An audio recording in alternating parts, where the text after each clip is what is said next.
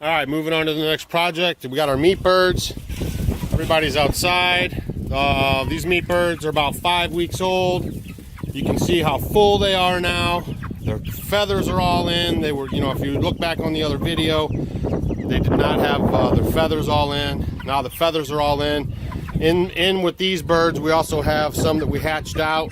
My wife works at a Montessori schools, and they took some of our eggs and then hatched them out. We got an Americana rooster, another rooster, and then a couple of egg layers that we got out of that. So that was neat for the kids. And these are the Cornish cross birds. You can see how big they are at 5 weeks.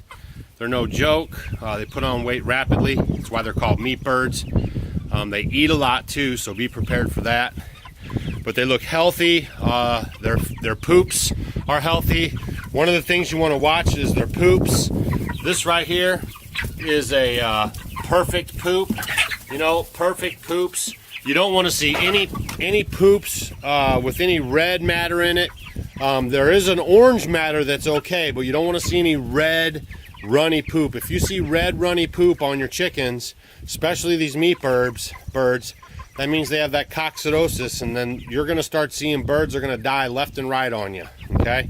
Until you get that under control, and then that can actually, spread into other birds, all right? So it's kind of a bad news deal. But so far we have very, very nice poops. We feed them yogurt, we feed them apple cider vinegar, we give them our organic feed with no GMOs, no medications in it, and everyone is really packing it on good, looking good. So here's a bird update. So now you got a bee update and a bird update. All right.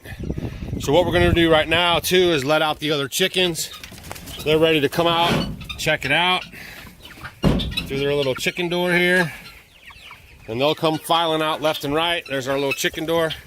Now, these other little chickens, these fryers, they're following me around because they know that when I show up, I'm bringing food. So they're going to show, everywhere I go, they're going to come.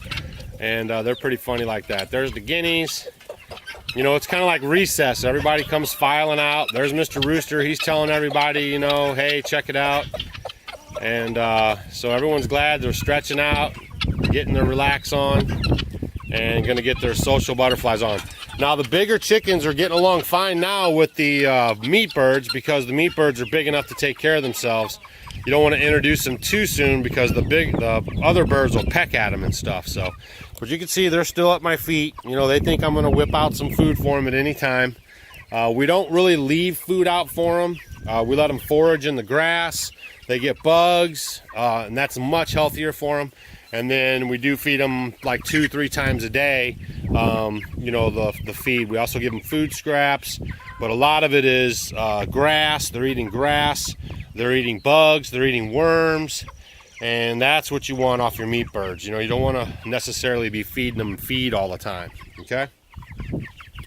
As you can see, we got we put these, let me tell you something too. If you know anybody around your area that is, raises cattle or sheep. The sheep tubs aren't as deep as this, but they're as big as far as volume.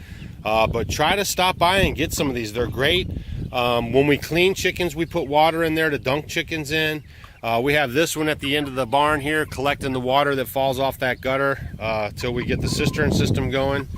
And those are just great, free, recycle, reuse type deals, okay? Now over here, what we have is, we got our 5-inch roughly fall from that end of the gutters to this end. So this end of the gutters is where the cistern's going, and that is going to collect the most water. So what we've done is we just tried to harvest as much of it as we can, and then we kind of use it as we go along, okay?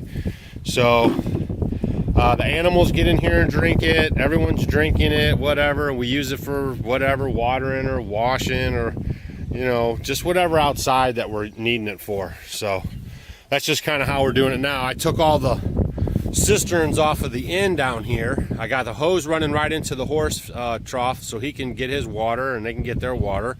And then I moved 2 of the other cisterns over to the alpaca house. See if I can get that for you. Okay, there's one on the back side and one on the girl's side, so there's 500 gallons there that I'm harvesting off of the gutters for them. And then I move the last one over to the sheep house, so I have 250 gallons of water there for them. And then this is great for spring, summer, and fall, but in the wintertime I'll be draining those out.